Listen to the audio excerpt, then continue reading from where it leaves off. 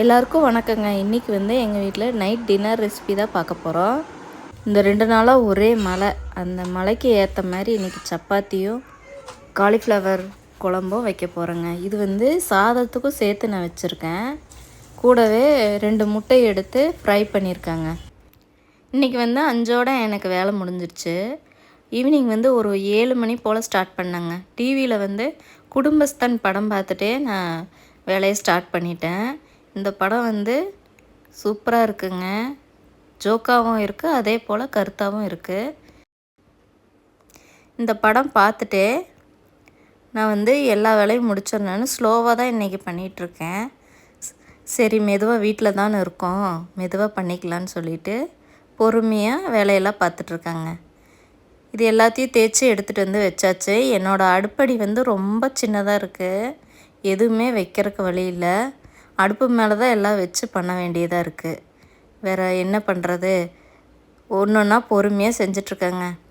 இப்போ எண்ணெயெல்லாம் ஊற்றி மாற்றி வச்சுட்டு நான் வேலையை ஸ்டார்ட் பண்ணிட்டேன். காலிஃப்ளவரை இப்படி பார்த்து பார்த்து எடுத்து க்ளீன் பண்ணணும். புழுவெல்லாம் இருக்கும். புழு பாதி புழு நம்ம பார்க்குறதுலேயே எடுத்துடலாம். எடுத்துட்டு சுடுதண்ணி கையோட காய வச்சுருக்கேன். அதில் கொஞ்சமாக மஞ்சத்தூள் போட்டு இதெல்லாம் க்ளீன் பண்ணி வச்ச காலிஃப்ளவரெல்லாம் எடுத்து அதில் போட்டுட்டு தனியாக எடுத்து வச்சுக்க போகிறேன் வடித்து.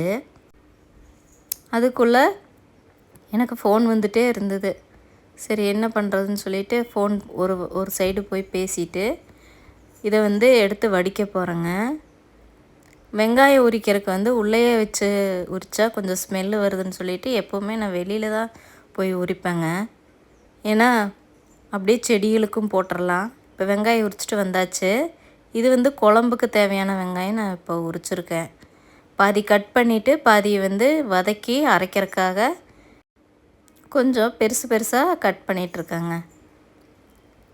கட் பண்ணி முடித்ததுக்கப்புறமா தேவையான அளவு தக்காளியும் எடுத்து வச்சுட்டேங்க. ஒரு 3 தக்காளி எடுத்து கழுவி வச்சுட்டேன். அதுக்கப்புறமா நம்ம அடுப்பை பற்ற வச்சு எண்ணெயும் ஊற்றிட்டேங்க. ஒரு ஸ்பூன் எண்ணெய் ஊற்றிருக்கேன். உங்களுக்கு தெரியாது அவ்வளோவா. ஒரு ஸ்பூன் எண்ணெய் ஊற்றி பெருசாக கட் பண்ண வெங்காயத்தை எடுத்து அதில் போட்டுட்டு நல்லா வதக்கி விட்டுறலாம். நல்லா வதங்கணும். ஒரு பாதி அளவு வதங்கினதுக்கப்புறமா நான் தக்காளியும் 3 தக்காளி வெட்டி வச்சுருக்கேன், அதையும் சேர்த்து வதக்கிக்க போகிறேங்க. இது நல்லா வதங்குறதுக்காக நான் உப்பு ஒரு 1/4 ஸ்பூன் சேர்த்துருக்கேன். வெங்காயம் தக்காளி மீடியம் ஃப்ளேமில் வச்சு இந்த மாதிரி வதக்கி எடுத்த பிறகு இது கூடவே தேவையான பொருட்களெல்லாம் சேர்த்து நான் அரைச்சி எடுத்துகிட்டு வர போகிறேங்க. இன்றைக்கி நான் சாதத்துக்கும் சேர்த்து பண்ணுறதுனால நிறைய ஸ்பைசஸ் எல்லாம் சேர்த்தாமல் கம்மியான அளவில் சேர்த்த போகிறேன். தேங்காய் 1/2 மூடி தேங்காய், 1/2 ஸ்பூன் சோம்பு, கசகசா ஊற வச்சுருக்கேங்க, அது 1 ஸ்பூன், 3 கிராம்பு, 1/4 ஸ்பூன் மிளகு, ஒரு 4 முந்திரி சேர்த்து அரைச்சிட்டு வந்துடலாங்க. இப்போ ஒரு 4 ஸ்பூன் எண்ணெய் விட்டுருக்கேன். 4 ஸ்பூன் எண்ணெய் விட்டுட்டு சோம்பு 1/4 ஸ்பூன், நறுக்கி வச்ச வெங்காயம், பொடி பொடியாக நறுக்கின வெங்காயத்தை சேர்த்துட்டு நல்லா வதக்கி விட்டுறலாங்க. இது வதங்கிற கேப்லேயே நான் நம்ம வதக்கி ஆற வச்சுருக்கிறத மிக்சியில் அரைச்சிட்டு வந்துட்டேங்க.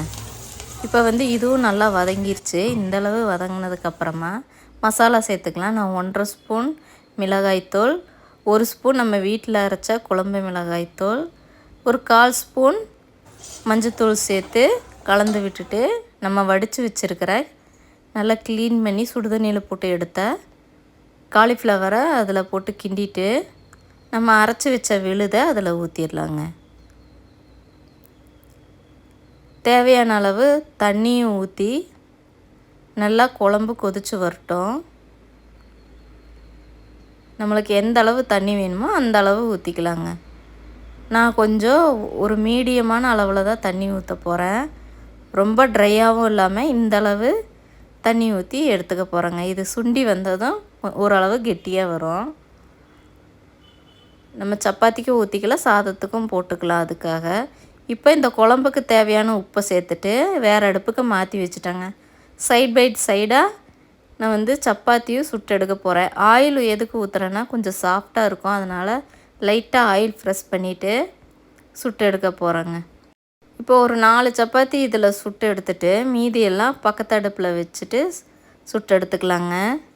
பாருங்கள், நல்லா சாஃப்டாக சூப்பராக வந்திருக்கு சப்பாத்தி. லைட்டாக தான் ஸ்ப்ரே பண்ணுறேங்க, நிறைய ஆயில் ஊற்றாமல் லைட்டாக ஊற்றிக்கலாம். எப்படி புஷ்ஷுன்னு வருது பாருங்கள் சப்பாத்தி. இந்த சப்பாத்திக்கு இந்த காலிஃப்ளவர் குழம்பு சூப்பராக இருக்கும். எப்பயுமே ஒரே மாதிரி குருமா வைக்காமல் இது மாதிரி ஒரு முறை ட்ரை பண்ணி பாருங்கள். இதுக்கு நான் இஞ்சி பூண்டு பேஸ்ட்டு சேர்க்கலை. சாதத்துக்கும் நல்லாயிருக்கும், இதுக்கும் நல்லாயிருக்கும், சப்பாத்திக்கும். இப்போ நான் ஒரு வாணலியில் 1 ஸ்பூன் எண்ணெய் விட்டு கடுகு சோம்பு சேர்த்துட்டு நறுக்கி வச்ச வெங்காயத்தையும் சேர்த்து நல்லா வதக்கி விட்டுறாங்க. இது எதுக்கு பண்ணுறேன்னா, முட்டை 2 முட்டை வேக வச்சுருக்கேன்.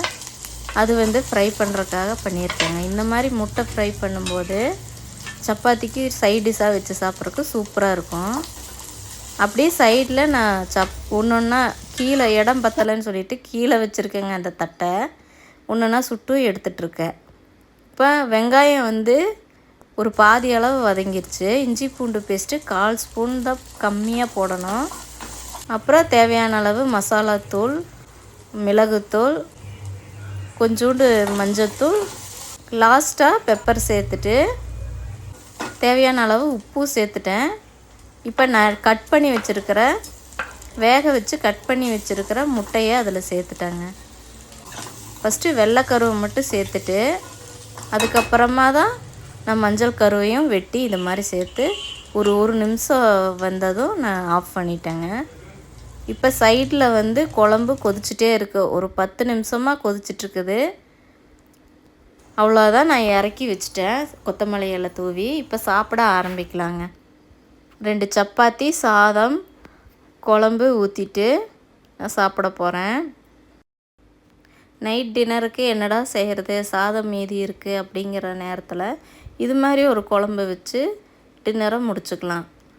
நம்ம சப்பாத்தியே செஞ்சு சாப்பிட்ணுன்னு இல்லை, சாதத்துக்கும் இது சூப்பராக இருக்கும். அப்படியே அந்த படமும் முடியல, குடும்பஸ்தன் படமும் முடியலங்க. அது பார்த்துட்டே தான் நான் சமையல் பண்ணேன். இன்றைக்கி படம் முடிகிறோட வந்துருச்சு, கிட்ட நெருங்கிடுச்சு. அப்படியே பார்த்துட்டே நான் சாப்பாடு சாப்பிட்டு இன்றைக்கி டின்னரை முடிக்க போகிறேங்க. ரொம்ப நாளாக வெயில் அடித்ததுக்கு இந்த 2 நாளாக மழை பெய்யவும் கொஞ்சம் நல்லா இருக்குது, குளிர்ச்சியாக இருக்குது. மறுபடியும் வெயில் எப்போ ஆரம்பிக்குதுன்னு தெரியல.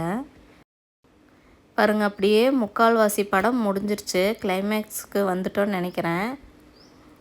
அவ்வளோதான், இன்றைக்கி டின்னர் சூப்பராக முடிஞ்சுது. இதில் ஒன்று இடையிலேயே மறந்துட்டேங்க. என்னென்னா, நான் முட்டை வறுத்து வச்சுருந்தேன். இந்த படம் பார்க்குற குசியில் நான் அந்த முட்டை வறுத்ததே மறந்துட்டேன். லாஸ்ட்டாக தாங்க இதை கவனித்தேன்.